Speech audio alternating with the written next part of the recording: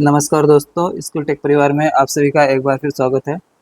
आज का यह जो सेशन है मध्य प्रदेश में जो प्राथमिक शिक्षक भर्ती आई है उसी से संबंधित है। इससे पहले मैंने इस सेशन में सोशल साइंस के प्रश्न आपको करवा दिए हैं। आज हम सभी लोग देखेंगे इसमें साइंस के प्रश्न को। आप सभी लोगों को प्रीवियस वीडियो में मैंने बताया था कि साइंस के लगभग 30 प्रश्न आने वाले हैं पेपर में, सोशल साइंस के 20 प्रश्न आने वाले हैं और मैथ्स के जो हैं 20 प्रश्न आने वाले हैं, लैंग्वेज के 30 प्रश्न आने वाले हैं, जिसमें कि आपको हिंदी लैंग्वेज के 15 प्रश्न मिलेंगे और साथ ही साथ इंग्लिश लैंग्वेज के 15 प्रश्न मिलेंगे। यह सेशन आप सभी लोगों के लिए बहुत इम्पोर्टेंट होने वाला है, जिनको 1 to 5 का वर्ग 3 में पेपर देना है, जो 31 अगस्त को प्रस्तावित हुआ है डेट। तो आप लोग अवश्य इसको ध्यान से देखिएगा। इसमें हम चर्चा बहुत अच्छे से करने वाले हैं और साथ ही साथ आपको यह भी सीखने को मिलेगा कि प्रश्न को अटेम्प्ट कैसे करते हैं ऑनलाइन स्क्रीन पर, क्योंकि जितना शानदार आप प्रश्न को पढ़ेंगे, अटेम्प्ट करेंगे, उतने ज़्यादा आपके सही होने के चांसेस रहते हैं। नहीं तो आते हुए प्रश्न भी आपके गलत होंगे पेपर में। ये आप लोग पेपर देने के बाद देख लीजिएगा, या कोई मॉक टेस्ट लगा के ही आप देख लीजिए, आते हुए प्रश्न पेपर में गलत होते हैं। तो आज का जो सेशन है 30 प्रश्नों का होने वाला है। इसमें आपको बायोलॉजी प्लस केमिस्ट्री और फिजिक्स के प्रश्न देखने को मिलेंगे। तो आइए ज़्यादा टाइम ना लेते हुए आज का सेशन स्टार्ट करते हैं। और हाँ, जिन भी बच्चों ने पहला वीडियो नहीं देखा होगा अवश्य उसको देखिएगा, क्योंकि एमपी जो शिक्षक भर्ती है इसमें ज़्यादा टाइम बचा नहीं है। आप लोग स्वयं से भी कुछ ना कुछ करते रहिए। जो बारीकियां हैं, प्रश्नों को कैसे करना है या कहाँ से कैसे चीज़ों को पढ़ना है, वो चैनल पर आपको बताया जाएगा। लेकिन मेहनत आपको खुद से करना है, क्योंकि 2 महीने में ऐसा संभव नहीं है कि पूरा सिलेबस कोई यहाँ करवा सकता है। एमसीक्यू के माध्यम से ही चीज़ों को करवाया जा सकता है। तो आइए आज के प्रश्न को देखते हैं। आज का जो प्रश्न दिया गया है, पहला प्रश्न यहाँ पर है, जूट के रेशे पौधे के किस भाग से प्राप्त होते हैं? छाल, तने, पत्तियाँ, फल। तो जूट का पौधा यदि आप लोगों ने देखा होगा और रेशा कैसे निकाला जाता है इसको देखा होगा, तो आप इसको बहुत आसानी से पकड़ ले जाएंगे। तो इसमें जो है राइट ऑप्शन बनेगा वह तने से बनेगा, क्योंकि तने से ही जूट के रेशे निकाले जाते हैं। ऐसे एक डंठल होता है, इसी में ऐसे लिपटे होते हैं, फिर इसी को निकाल लिया जाता है, उसकी खोल को। तो ये तने से ही निकाला जाता है। जूट का पौधा है, यदि आप सब लोग देखे होंगे तो आप इस चीज़ को समझ पाएंगे, और नहीं तो फिर अगर आपको याद है तो भी आप सही कर सकते हैं। तो तना इसमें राइट जवाब है। स्टेम इंग्लिश में लिखा रहता है।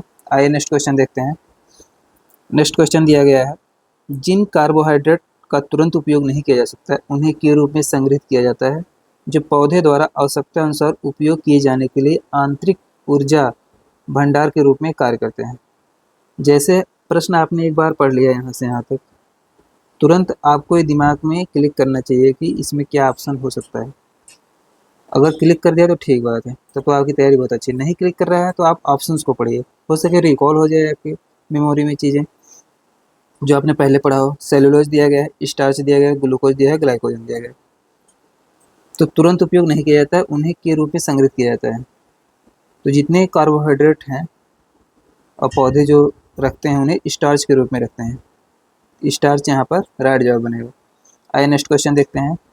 और हाँ, 50 प्रश्नों का आपका हमने यहाँ पर समाधान लगभग बता दिया है, कैसे चीज़ों को पढ़ना है। तो आप लोग अवश्य देखिए, जितना संभव हो सकेगा उतना इस चैनल पर करवाया जाएगा। आप लोग इस पर डिपेंडेंट नहीं रहेंगे कि आपको सिर्फ वीडियो देख के ही चीज़ें क्लियर होंगी। आपको खुद से भी चीज़ों को करना है, खुद से प्रश्न को करना है, खुद से आपको थ्योरी भी कंप्लीट करनी है, क्योंकि इतना कम टाइम में कोई भी करवा नहीं पाएगा आपको।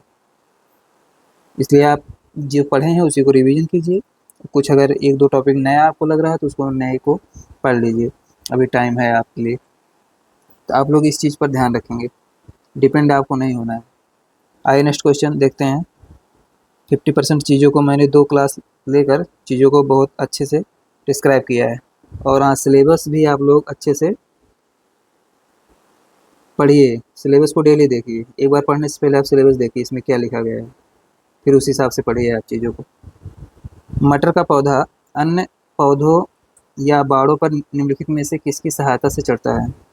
जड़ों से चढ़ता है, बादल से चढ़ता है, कांटे से चढ़ता है, परतान से चढ़ता है। तो यह जो होता है मटर का पौधा जो होता है परतान, जैसे ऐसे करके तिरछा मिर्चा होकर वो चढ़ते हैं, उसी को परतान बोला जाता है। आइए नेक्स्ट क्वेश्चन देखते हैं। नेक्स्ट क्वेश्चन दिया गया है, निम्नलिखित में से कौन सी विशेषता स्तनधारियों और पक्षियों दोनों में पाई जाती है?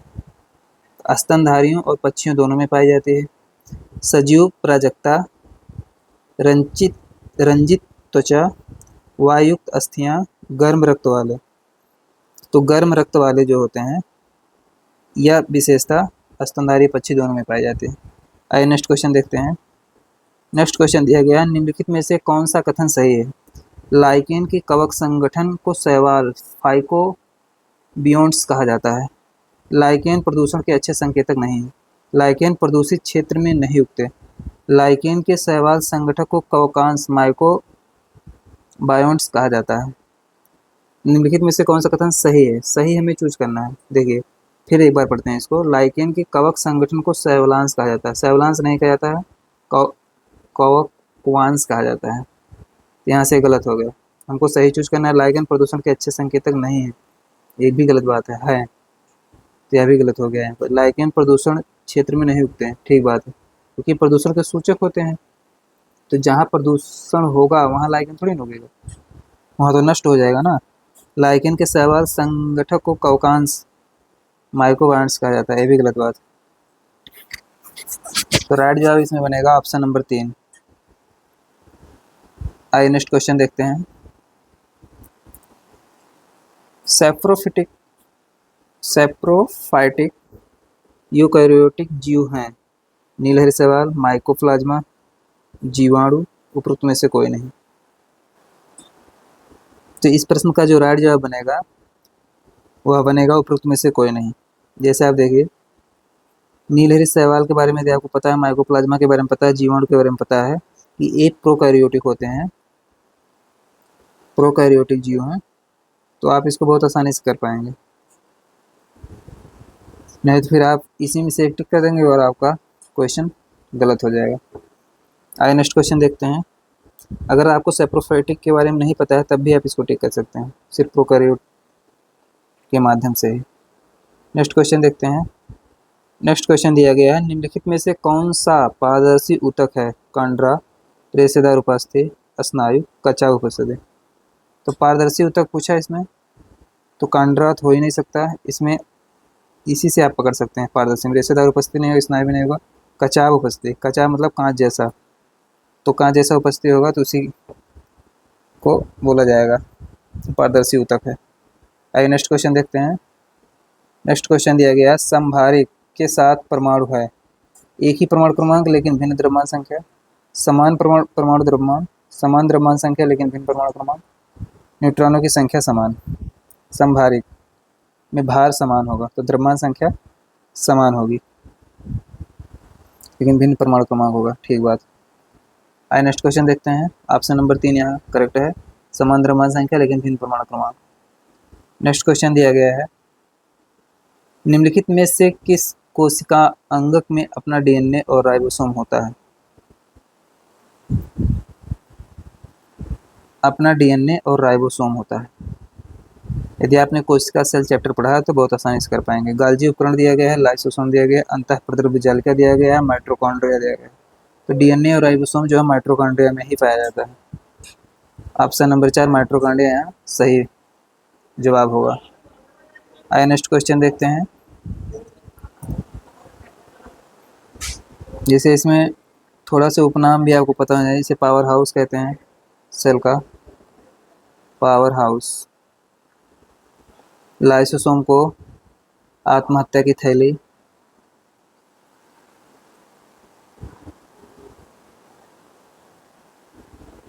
बोला जाता है। आइए नेक्स्ट क्वेश्चन देखते हैं। नेक्स्ट क्वेश्चन दिया गया है, द्विबीजपत्री तने के समूहन बंडल निम्नलिखित से बने होते हैं। जाइलम या कास्ट, फ्लोएम या वास्ट, कैम्बियम, उपरोक्त में से सभी। तो द्विबीजपत्री तने के समूहन बंडल निम्नलिखित से बने होते हैं। किससे बने होते हैं ये हमें ढूंढना है। जाइलम या कास्ट, फ्लोएम या वास्ट, कैम्बियम, उपरोक्त में से सभी। तो दोस्तों इस प्रश्न का राइट जवाब बनेगा उपरोक्त में से सभी। कैम्बियम भी ठीक है इसमें, फ्लोएम वास्ट भी ठीक है, जाइलम कास्ट भी ठीक। ऑप्शन नंबर 4 यहाँ करेक्ट होगा। आइए नेक्स्ट क्वेश्चन देखते हैं। नेक्स्ट क्वेश्चन दिया गया है, सूची 1 को सूची 2 से सम्मिलित कीजिए। हाइड्रोजन के लिए स्पेक्ट्रमी श्रेणी दिया गया है। इधर स्पेक्ट्रमी श्रेणी उच्च ऊर्जा अवस्था दिया गया है। जैसे लाइमन दिया गया है, बामर दिया गया है, फॉस्चन दिया गया है, फुंड दिया गया है। अवरक्त श्रेणी क्षेत्र दिया गया है। दूसरी साइड प्रावैग्निक क्षेत्र दिया गया है, अवरक्त क्षेत्र दिया गया है, दृश्यमान क्षेत्र दिया गया है। नीचे दिए गए विकल्पों में सही उत्तर चुनें। तो सही उत्तर हमें चुनना है यहाँ पर। तो इसमें जो है, इस प्रश्न में जो मैचिंग होगा, जैसे फुंड का होगा अवरक्त क्षेत्र, और इसमें जो होगा लाइमन का होगा दृश्यमान क्षेत्र, सॉरी लाइमन का होगा प्रावैग्निक क्षेत्र। बचा बामर और फास्चन। तो बामर यहाँ बी दिया गया है, तो बी का इसमें चौथा हो जाएगा दृश्यमान क्षेत्र बामर। तो बामर का चौथा बन जाएगा। और फास्चन के लिए प्रावैग्निक क्षेत्र ही हो जाएगा, सॉरी अवरक्त क्षेत्र बन जाएगा। तो इसमें जो राइट जवाब बनेगा आपका एक और दूसरा यहाँ भी दिया गया है। ये दोनों तो ऐसे ही कट गए। और देखिए बी का तीसरा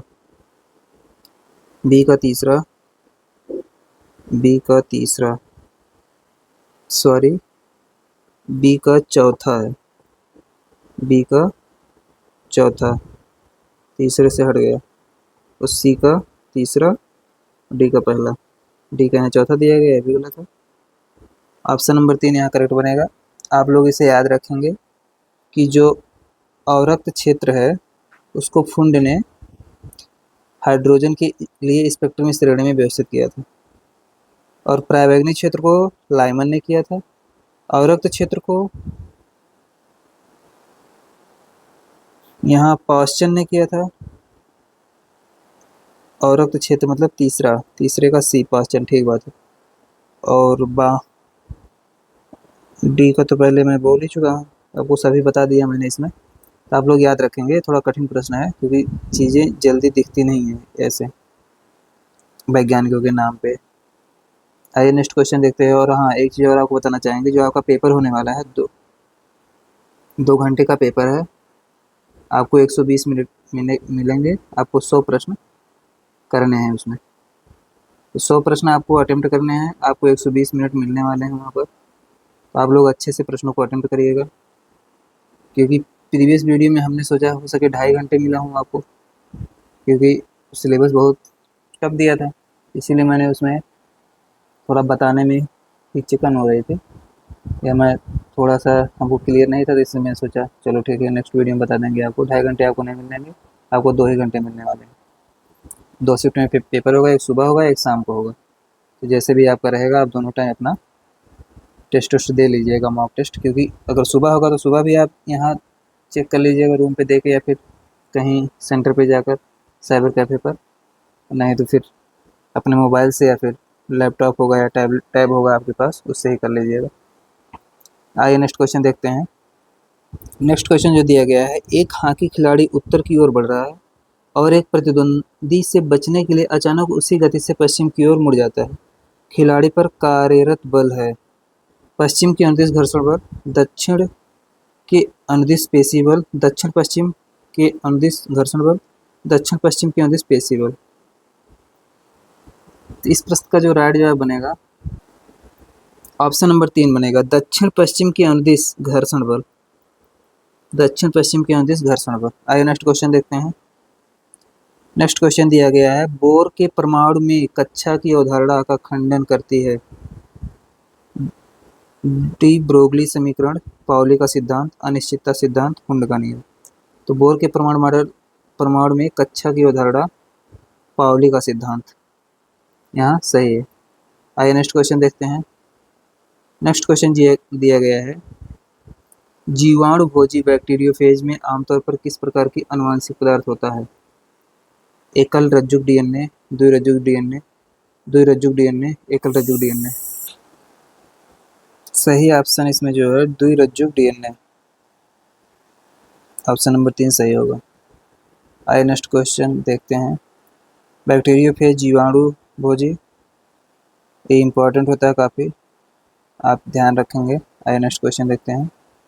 नेक्स्ट क्वेश्चन दिया गया, फोलिक एसिड में निम्नलिखित में से कौन सा विटामिन पाया जाता है? Vitamin B9, vitamin B5, vitamin B7, इनमें से कोई नहीं। तो फोलिक एसिड विटामिन B9 पाया जाता है।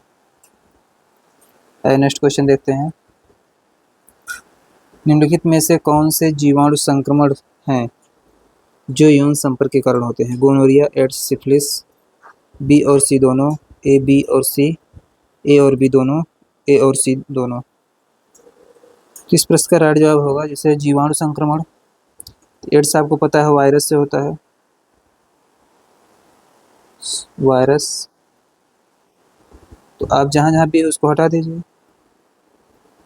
बचा क्या? चौथा ऑप्शन ए और सी। अगर आपको नहीं पता है तब भी कर सकते हैं। अगर आपको पता है गोनोरिया और सिफिलिस जीवाणु भोजी संक्रमण है तो आप ऐसे भी टिक कर सकते हैं। आप दो तरीके से इस प्रश्न को कर सकते हैं। आइए नेक्स्ट क्वेश्चन देखते हैं। नेक्स्ट क्वेश्चन दिया गया, निम्नलिखित में से कौन सा एक उप परमाणविक कण नहीं है? न्यूट्रॉन, इलेक्ट्रॉन, प्रोटॉन, अणु। एक उप परमाणविक कण नहीं है तो नहीं ढूंढना है उप परमाणविक कण में। तो न्यूट्रॉन तो है, इलेक्ट्रॉन भी, प्रोटॉन भी है, तो नहीं में यही नहीं है। तो नेगेटिव का उत्तर हमेशा नेगेटिव होता है, इसलिए चौथा ऑप्शन यहाँ करेक्ट बनेगा आपको, अणु। आइए नेक्स्ट क्वेश्चन देखते हैं, काफ़ी आसान प्रश्न है। यहाँ देखिए, कणों के बीच संघट्ट में संवेग के संरक्षण को किसके द्वारा समझा जा सकता है? ऊर्जा का संरक्षण, केवल न्यूटन का पहला नियम, केवल न्यूटन का दूसरा नियम, न्यूटन के दूसरे और तीसरे नियम दोनों से। तो दोस्तों इस प्रश्न का राइट जवाब होगा न्यूटन के दूसरे और तीसरे नियम से। कोलिजन, संघट्ट को समझने के लिए न्यूटन का दूसरा और तीसरा नियम आपको यूज करना पड़ेगा, तभी आप संघट्ट के संवेग के संरक्षण को समझ सकते हैं। आप लोग याद रखेंगे। नेक्स्ट क्वेश्चन देखते हैं। नेक्स्ट क्वेश्चन दिया गया है, वायरस की एक विशेषता यह है कि वे तब तक जीवन के कोई संकेत नहीं दिखाते जब तक कि वे किसी जीवित मेजबान में प्रवेश नहीं कर लेते हैं और मेजबान की कोशिका का उपयोग करके गुणा करना शुरू नहीं कर देते हैं। इसका मुख्य कारण क्या है? इसका मुख्य कारण क्या है? मुख्य कारण इसमें पूछ रहा है, वे मेजबान खोजने के लिए खुद को निर्जीव के रूप में छिपाते हैं, उनमें कोशिका झिल्ली और अन्य ऑर्गेनल का अभाव होता है, उनमें डीएनए का अभाव होता है, उन्हें गुणा करने के लिए मेजबान के शरीर में गर्मी की आवश्यकता होती है, तो उनमें कोशिका झिल्ली और अन्य ऑर्गेनल का अभाव होता है। यही सही है, ये इसका मुख्य कारण है। आइए नेक्स्ट क्वेश्चन देखते हैं।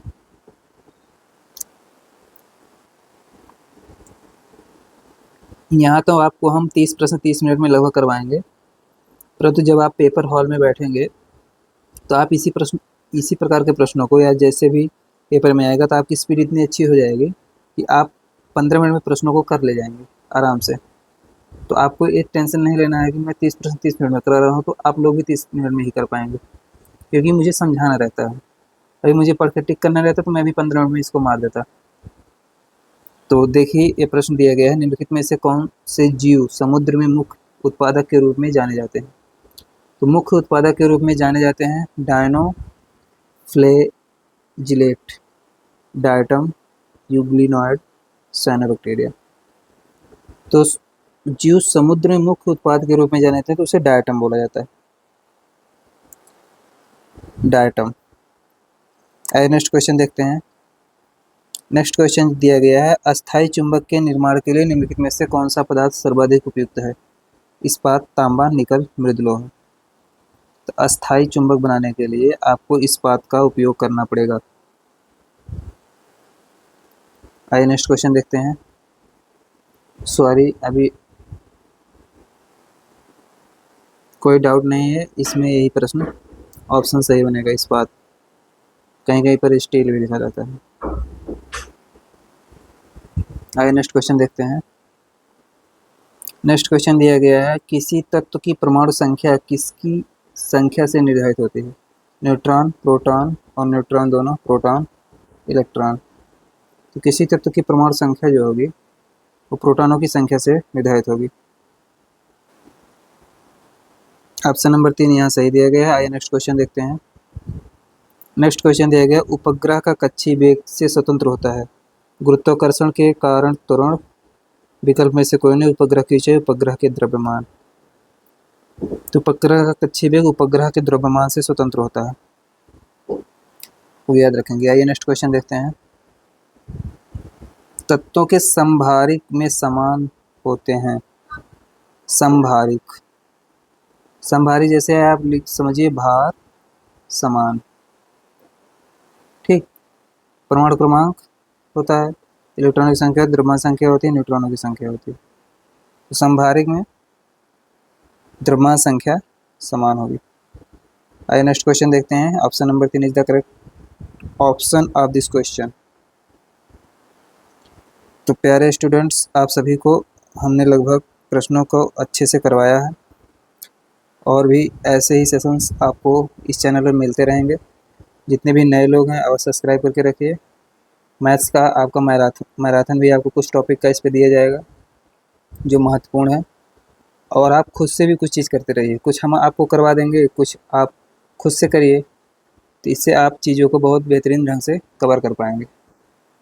आइए नेक्स्ट क्वेश्चन देखते हैं। नेक्स्ट क्वेश्चन में दिया गया है कि किसी की पाउली अपवर्जन सिद्धांत लागू नहीं होता हाइड्रोजन पर, हीलियम पर, sorry hydrogen plus, hydrogen minus, helium, lithium. तो यहाँ जो आपका राइट जवाब बनेगा वह हाइड्रोजन प्लस होगा। हाइड्रोजन प्लस पर पाउली अपवर्जन सिद्धांत लागू नहीं होता है, ध्यान रखेंगे। इस पर भी लागू होगा, इस पर भी लागू होगा, इस पर भी होगा। Lithium, helium, hydrogen negative. आइए नेक्स्ट क्वेश्चन देखते हैं। नेक्स्ट क्वेश्चन दिया गया है, समुद्री पेन का वैज्ञानिक नाम पहचाने जो फाइलम निडेरिया से संबंधित है। फाइलम निडेरिया से संबंधित है तो गार्जेनिया, पेनाटुला, अबेलिया, एडम्सिया। तो इस प्रश्न का राइट जवाब बनेगा पेनाटुला। समुद्री पेन का वैज्ञानिक नाम जो है वो पेनाटुला है, आप लोग याद रखेंगे। आइए नेक्स्ट क्वेश्चन देखते हैं। नेक्स्ट क्वेश्चन यहाँ पर दिया गया है, गलत युग्म को छांटिए। गलत युग्म का हमें अलग करना है। यहाँ पर नर जनन कोशिकाएं पराग कण द्वारा उत्पन्न होती हैं, पराग कण द्वारा उत्पन्न होती हैं। मादा युग्मक वर्तिकाग्र में उपस्थित होता है। निषेचन से हमें युग्मज प्राप्त होता है। नर युग्मक और मादा युग्मक के संलयन से निषेचन के रूप में जाना जाता है। यहाँ जो राइट ऑप्शन बनेगा वह मादा युग्मक वर्तिकाग्र में उपस्थित होता है, यह गलत बात है, इसीलिए यह सही ऑप्शन हो जाएगा। नर जनन कोशिकाएं परागकण द्वारा उत्पन्न होती है, ठीक बात लिखा गया है। निषेचन से हमें युग्मज प्राप्त होता है, यह भी ठीक बात लिखा गया है। नर युग्मक और मादा युग्मक के संलयन को निषेचन के स्वरूप में जाना जाता है, यह भी ठीक बात है। तो मादा युग्मक वर्तिकाग्र में उपस्थित होता है, मादा युग्मक वर्तिकाग्र में उपस्थित होता है, यही गलत दिया गया। वर्तिकाग्र नहीं होगा यहाँ, वर्तिका मादा युग्मक गलत लिखा है। आइए नेक्स्ट क्वेश्चन देखते हैं। नेक्स्ट क्वेश्चन में दिया गया, पादप कोशिकाओं में कोशिका भित्ति होती है क्योंकि वे विभिन्न बाह्य प्रभावों से पादप कोशिकाओं की रक्षा करते हैं। वे प्रकाश संश्लेषण के लिए आवश्यक हैं। उनमें कोशिका द्रव्य नहीं होता है। उनमें उचित अनुवांशिक पदार्थ नहीं होता। पादप कोशिकाओं में कोशिका भित्ति होती है क्योंकि वे विभिन्न बाह्य प्रभावों से पादप कोशिकाओं की रक्षा करते हैं। वे प्रकाश संश्लेषण की आवश्यक है। उनमें कोशिका द्रव्य नहीं होता, उनमें अनुवांशिक पदार्थ नहीं होता।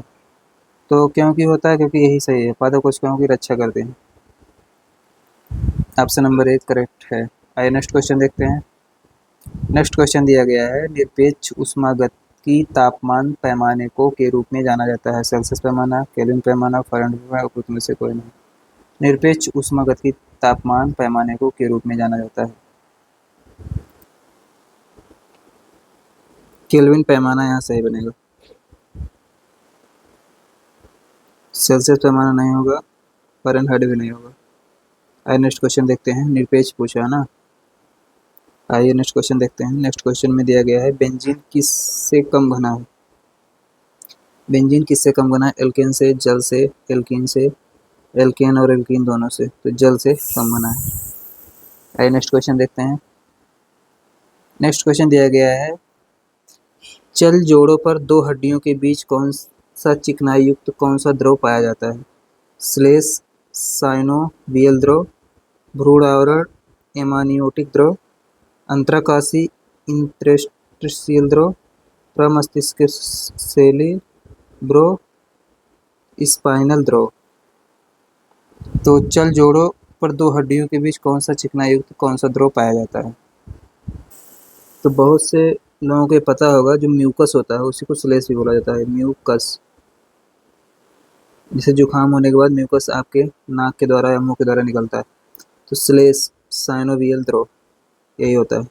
भ्रूण आवरण कोई मतलब नहीं है, अंतराकाशी इससे कोई मतलब नहीं, प्रमस्तिष्क तो मस्तिष्क में पाया जाएगा। तो आप इसको कॉमन सेंस से भी लगा सकते हैं, श्लेष के बारे में आपको पता है तो। आइए नेक्स्ट क्वेश्चन देखते हैं। नेक्स्ट क्वेश्चन दिया गया है। हाँ तो बच्चों आज का जो प्रश्न है लगभग हमने 30 प्रश्न किए हैं। हो सकता है इसमें एक प्रश्न ज़्यादा ही हो गया हो, 31 प्रश्न हो गए हो टोटल, लेकिन आपको 30 से कम नहीं करवाया गया क्योंकि 30 प्रश्न आपके पेपर में आने वाले हैं और आपको अटेम्प्ट करना है। यहाँ हमने लगभग आपको 26-27 मिनट में करवा दिया है, वहाँ आप इसको 15 मिनट बड़े आराम से कर पाएंगे यदि आप पहले से चीज़ों को तैयार किए हैं, पढ़े हैं, प्रैक्टिस सेट लगाए हैं। तो आप लोगों को टेंशन नहीं लेना है, आप लोगों को खुद से कुछ चीज़ें करना है, कुछ चीज़ें आपको इसी चैनल पर करवाई जाएंगी। जितने नए बच्चे हैं ध्यान रखें, कुछ चीज़ें आपको इसी चैनल पर करवाई जाएंगी जो महत्वपूर्ण होंगी, और कुछ चीज़ें आपको खुद से कर लेना है सिलेबस को देखकर, क्योंकि सब कुछ नया है इसलिए आप एक जगह डिपेंड नहीं हो सकते हैं। ठीक है ना? हो सकता है कहाँ से प्रश्न पूछेगा, कैसे प्रश्न पूछेगा, हो सके तो आप लोग 6 to 8 का जो साइंस और सोशल साइंस के क्वेश्चंस हैं उसको आप ज़रूर देख लीजिएगा एक बार, इससे आपको बहुत बेनिफिट होने वाला है। और हो सकेगा तो आप इंग्लिश का भी देख लीजिएगा, उसमें ग्रामर कैसे पूछा है जो आपके टॉपिक हैं, हिंदी में कैसे पूछा उसको भी आप देख सकते हैं।